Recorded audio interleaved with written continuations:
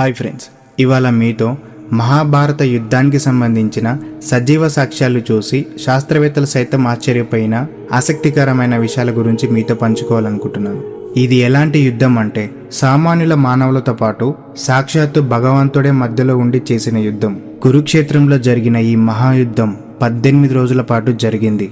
ఈ యుద్ధంలో 100 మంది కౌరవులతో పాటు ధర్మవంతుడైన భీష్మ పితామహుడు, దానశీలి కర్ణ లాంటి వీరులు, కుట్రలు కుతంత్రాలకు మారుపేరైన శకునిమామ లాంటి వారు ప్రాణాలు కోల్పోయారు.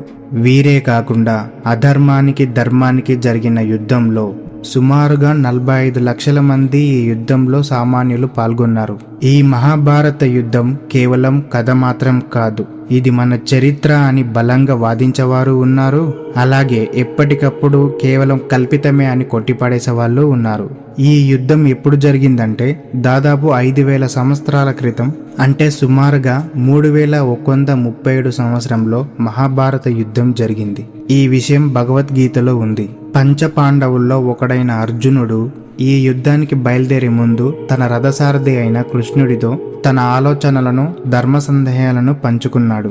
అసలు ఈ యుద్ధం ఎందుకు చేయాలి, తన నైతిక బాధ్యతలు ఏంటి అని అర్జునుడి ప్రశ్నలకు కృష్ణుడు సమాధానమిస్తాడు. వాళ్ళిద్దరి మధ్య జరిగిన సంభాషణనే ఒక డాక్యుమెంటరీ కథగా చెప్పబడింది. దీన్నే భగవద్గీతగా మనం చదువుకుంటున్నాం. ఈ మహాభారత యుద్ధమే జరగకపోతే ఈ భగవద్గీత ఎవరు రాశారు? భగవద్గీత ఉంది అంటే మహాభారత యుద్ధం జరిగినట్టే కదా. అంటే ఇది కథ కాదు, మన చరిత్ర. ఈ భగవద్గీతలో కురుక్షేత్ర యుద్ధంలో జరిగిన మొదటి నుంచి చివరి వరకు ఎలా జరిగిందో తెలియజేస్తూ 1,00,000కు పైగా శ్లోకాలు, 18 అధ్యాయాలు ఉన్నాయి. అలాగే అర్జునుడు, ధృతరాష్ట్రుడు, కృష్ణుడు వంటి ఇతరుల మధ్య జరిగిన సంభాషణ డాక్యుమెంటరీగా ఈ భగవద్గీతలో ఉంటుంది. భగవద్గీతలో ఉన్న ప్రతి ఒక్క వాక్యం ప్రతి మనిషి ఎలా బ్రతకాలి అనే ప్రశ్నకి దిశానిర్దేశాన్ని చూపిస్తుంది. ఈరోజు ఈ వీడియోలో మహాభారతానికి ఉన్న చరిత్రలో సాక్ష్యాలను, అంటే రుజువులను చూద్దాం. కురుక్షేత్ర యుద్ధంలో 5000 సంవత్సరాల క్రితం నాటి యుద్ధం ఎంతవరకు నిజమో ఇప్పుడు తెలుసుకుందాం. చరిత్రని శోధించాలంటే ఆ ప్రాంతంలో ఖచ్చితంగా తవ్వకాలు జరగాల్సిందే. అలా మన ఇండియన్ ఆర్కాలజిస్ట్ చేసిన తవ్వకాల్లో, పరిశోధనలో బయటపడ్డ ఆధారాలని పరిశీలిద్దాం. భగవద్గీతలో పేర్కొన్నట్టుగా ఈ మహాభారత యుద్ధం కురుక్షేత్రం అనే ప్లేస్లో జరిగింది. అంటే అది ప్రస్తుతం మన హర్యానాలో ఉంది. ఎంతో మంది వీరుల నెత్తురుతో ఆ నేల తడిచింది కాబట్టి హర్యానాలో నేల ఎర్రగా ఉంటుందని అక్కడి ప్రజల నమ్మకం. ఆర్కలాజికల్ సర్వే ఆఫ్ ఇండియా మరియు కొంతమంది ఇండిపెండెంట్ పరిశోధకులు ఈ హర్యానాలో చాలా తవ్వకాలు జరిపారు. ఈ తవ్వకాల్లో లోహంతో చేయబడ్డ రకరకాల బల్లాలు, కత్తులు, బాణాలు బయటపడ్డాయి. అలాగే 116కు పైగా అస్థిపంజరాలు తవ్వకాల్లో గుర్తించారు. వీటినన్నింటినీ ఆర్కియాలజిస్ట్ ల్యాబొరేటరీలో ఎగ్జామిన్ చేయడంతో ఇవన్నీ కూడా మహాభారతం కాలం నాటి రుజువులుగా తేల్చి చెప్పారు. ఈ మహాభారత యుద్ధం ఇతిహాసమా లేదా నిజంగా జరిగిందా లేదా తెలుసుకోవడానికి సైంటిస్టులు నక్షత్రాల దిశా గమనాలను కూడా స్టడీ చేశారు. ఈ నక్షత్ర దిశా గమనాలు మరొక శాస్త్రీయ ఆధారాలుగా చేసుకొని చరిత్రను రుజువు చేయొచ్చు అంటున్నారు. అయితే ఈ నక్షత్రాలు మహాభారత యుద్ధానికి ఆధారాలుగా నిలబడ్డాయా అని అనుకుంటున్నారా? ఇప్పుడు తెలుసుకుందాం. సహజంగా ఏర్పడిన ఈ నక్షత్రాల దిశా గమనాలు ఎప్పటికీ అబద్ధాలు చెప్పవు కదా. మహాభారత కావ్యంలో చాలా ఆస్ట్రోనాటికల్ అబ్జర్వేషన్స్ ఉన్నాయి. వేదవ్యాసుడు చెప్తుండగా స్వయంగా వినాయకుడే రాశాడని హిందువులు చెప్తూ ఉంటారు. ఈ మహాభారత గ్రంథంలో ఒక్కసారి కాదు, 2 సార్లు కాదు, చాలా సార్లు ఈ నక్షత్రాల దిశా గమనాల ప్రస్తావన వచ్చింది. ప్రస్తుత కాలంలో జరిగిపోయిన లేదా జరగబోతున్న సంఘటనలను మనం రీకలెక్ట్ చేసుకోవాలంటే వాటిని ఒక డేట్ అండ్ టైం ద్వారా తెలుసుకుంటాం. 1000 సంవత్సరాల క్రితం ఇప్పటిలాగా క్యాలెండర్లు వాడేవాళ్ళు కాదు. ఈ క్యాలెండర్కి బదులుగా నక్షత్రాల దిశా గమనాలను గుర్తులుగా పెట్టుకునేవారు. ఏదైనా ఒక సంఘటనను వివరించాలంటే అది ఎప్పుడు జరిగిందో చెప్పాలి. అంటే ఆ సంఘటనలు జరిగేటప్పుడు నక్షత్రాల దిశా గమనాలను పరిగణలోకి తీసుకోవాలి. భగవద్గీతలో యుద్ధ సమయంలో కర్ణుడు చనిపోయిన రోజున ఆనాడు నక్షత్రాల కూటమి ఏ ఆకారంలో ఉందో చెప్పడం జరిగింది.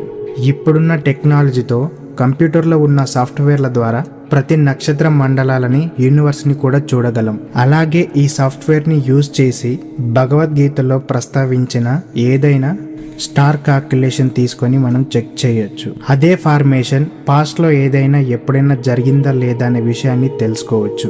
జరిగితే ఎప్పుడు జరిగిందో, జరిగిన రోజు డేట్ ఏంటో కూడా తెలుసుకోవచ్చు. శాస్త్రవేత్తలు ఈ స్టిమ్యులేషన్స్ ని వాడి మహాభారతంలో రాసి ఉన్న స్టార్స్ క్లస్టర్స్ ని చెక్ చేశారు. ఇలా చెక్ చేసినప్పుడు అవన్నీ జరిగిన టైం ఫ్రేమ్ మహాభారతం జరిగిన టైం కి సరిగ్గా సరిపోయాయి. ఇది సైంటిఫిక్ గా ప్రూవ్ అయిన ఫ్యాక్ట్.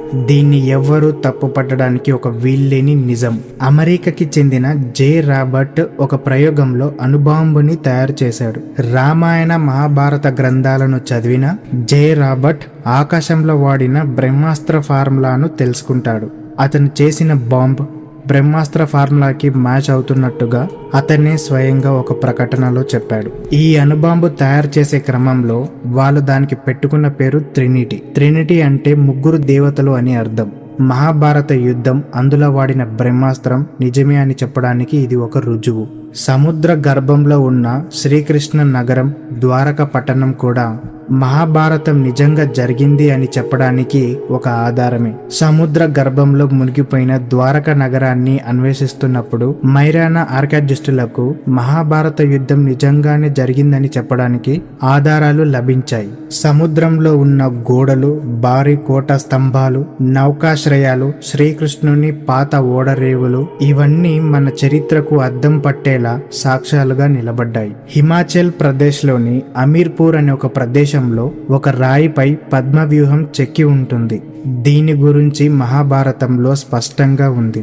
అర్జునుడే ఈ పద్మవ్యూహాన్ని చేశాడని, మహాభారత యుద్ధానికంటే ముందు అడవుల్లో తన యుద్ధ విద్యలన్నీ సాధన చేశాడని, అందులో భాగంగానే ఈ పద్మవ్యూహాన్ని రాతిపై చెక్కాడని ప్రతిదీ.